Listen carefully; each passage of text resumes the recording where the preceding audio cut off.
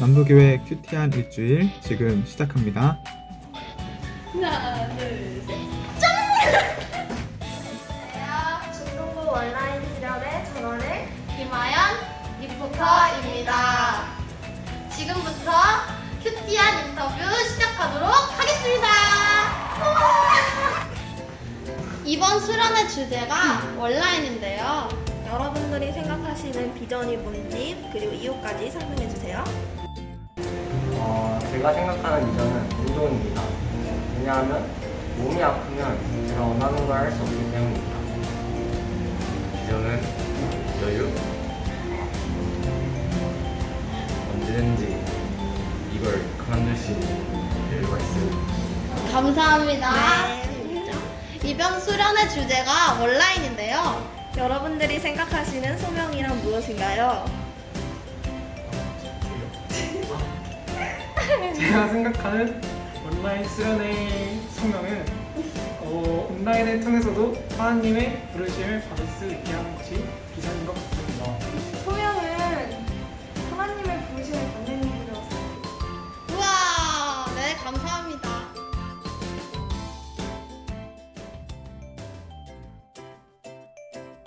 네, 지금까지 우리가 소명에 대한 인터뷰를 살펴봤습니다. 여러분, 소명, 비전이란 무엇일까요? 교회에서 자주 사용되기 때문에 우리에게 익숙한 단어지만 그 의미를 곰곰이 생각해 본 적은 드물 것 같습니다. 사실 소명, 비전은 비슷한 의미를 가진 단어들입니다.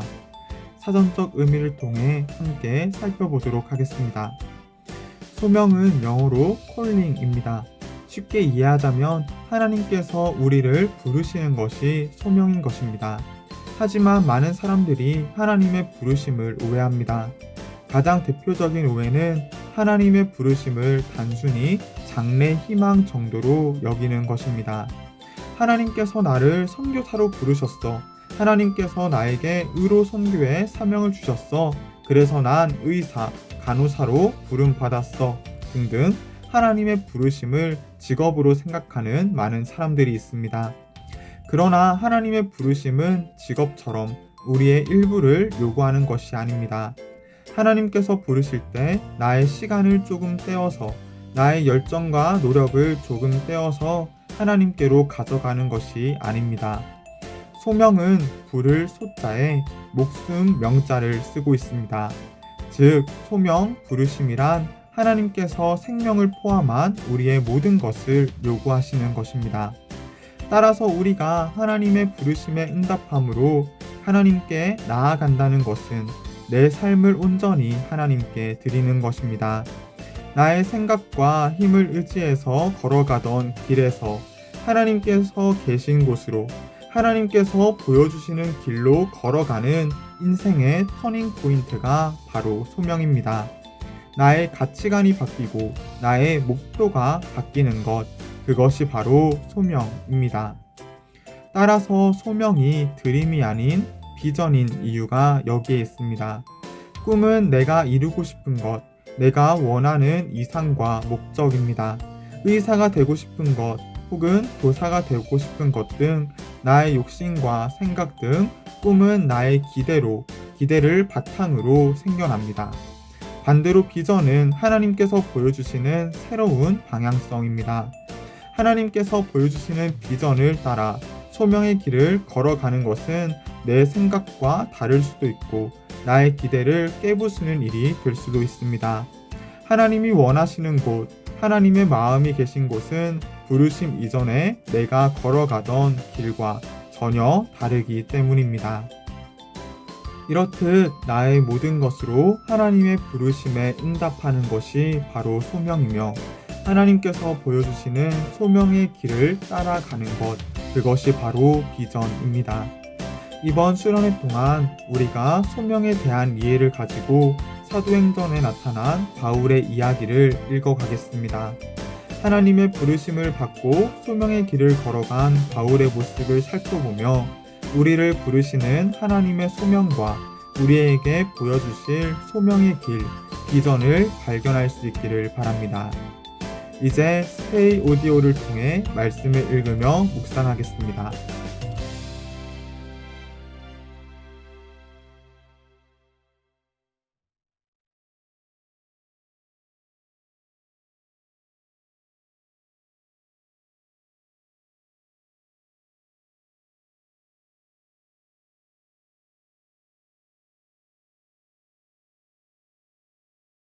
사도행전 14장 1절에서 28절.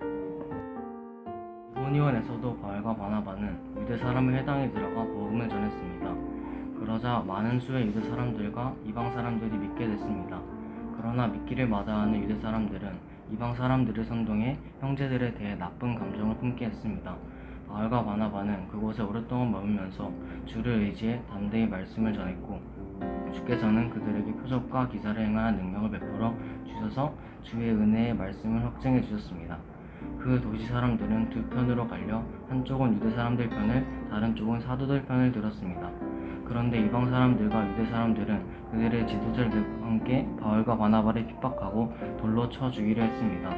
그러나 그들은 이 사실을 알고서 루가오니아 지방에 속한 두 도시인 루스드라와 더베와 그 근방으로 피신해 그곳에서도 복음을 전했습니다.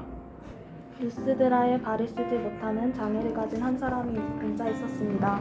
그는 태어나서부터 걸어본 적이 전혀 없었습니다. 그는 바울이 말하는 것을 귀 기울여 듣고 있었습니다. 바울이 그를 유심히 보다가 그에게 치유받을 만한 믿음이 있는 것을 보고 큰 소리로 당신 발로 똑바로 일어서시오 라고 외쳤습니다. 그 말에 그 사람은 벌떡 일어나 걷기 시작했습니다. 사람들은 바울이 한 일을 보고 루가오니아 말로 소리 질렀습니다. 신들이 사람의 모습으로 우리에게 내려오셨다. 그들이 바나바는 제우스라 부르고 바울은 주로 말을 하기 때문에 헤르메스라고 불렀습니다. 도시 밖에 있는 제우스 신전의 제사장들은 황소들과 황환들을 성문 앞으로 가져왔습니다. 사람들과 함께 그들에게 제물을 바치려는 것이었습니다. 그러나 두 사도 바나바와 바울은 이 말을 듣고 옷을 찢으며 사람들 속으로 뛰어가 들어가 외쳤습니다. 사람들이여, 왜 이런 행동을 합니까?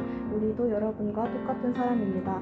우리가 여러분들에게 복음을 전하는 것은 여러분이 이런 헛된 것을 버리고 하늘과 땅과 바다와 그 안의 모든 것을 만드신 살아계신 하나님께로 돌아오라고 하는 것입니다. 과거에는 하나님께서 모든 민족들이 제멋대로 가도록 내버려 두셨습니다. 그렇다고 하나님께서 그분의 존재를 증언하시지 않은 것은 아닙니다. 하나님께서는 자비를 베풀어 하늘에서 비를 내려 때가 되면 열매를 맺게 하시고 넉넉한 양식을 공급해 여러분의 마음을 기쁨으로 가득 채워주셨습니다. 바나바와 바울은 이런 말로 자기들에게 제물을 바치지 못하도록 그들을 간신히 말릴 수 있었습니다. 그때 안디옥과 이고니온에서 유대 사람들이 몰려와 사람들을 선동해 자기들 편으로 끌어들여 바울에게 돌을 던지게 했습니다. 그리고 바울이 죽은 줄 알고 그를 도시 밖으로 끌어냈습니다. 그러나 제자들이 바울 주위에 모여들자 그가 일어나 다시 도시 안으로 들어갔습니다. 그 다음날 바울은 바나바와 함께 더베로 떠났습니다. 그들은 그 도시에서 복음을 전한 뒤 많은 제자들을 얻게 됐습니다. 그러고 나서 루스드라와 이고니온과 안디옥으로 되돌아가 제자들의 마음을 강하게 하고 늘 믿음에 머물러 있도록 격려해 주었습니다. 또 우리가 하나님 나라에 들어가려면 우리가 마땅히 많은 고난을 겪어야 한다라고 말했습니다. 바울과 바나바는 제자들을 위해 각 교회마다 장로들을 세워 기도하고 금식하며 자신들이 믿는 주께 그들을 부탁했습니다. 그런 뒤에 그들은 비시디아를 통과해 밤빌리아에 들어갔다가 버가에서 말씀을 전하고 아탈리아로 내려갔습니다. 그리고 그들은 아탈리아에서 배를 타고 안디옥으로 돌아갔습니다. 이 안디옥은 그들이 선교 활동을 위해 자신들의 하나님의 은혜에 헌신했던 곳인데 이제 그 일을 성취한 것입니다. 바울과 바나바는 안디옥에 도착해서 교회 신자들을 모으고 하나님께서 그들과 함께 행하신 모든 일과 하나님께서 어떻게 이방 사람들에게 믿음의 문을 여셨는지 보고했습니다. 그러고 나서 그들은 제자들과 함께 오랫동안 그곳에 머물렀습니다. 아멘. 남무교회 중등부의 목소리로 듣는 스테이 오디오북 잘 들으셨나요? 이제 말씀을 묵상하고 기도하는 시간입니다. 묵상과 기도가 끝나면 신앙일기를 꼭 작성해 주세요. 오늘도 하나님의 은혜가 남부교회 중등부 모두에게 가득하기를 바랍니다.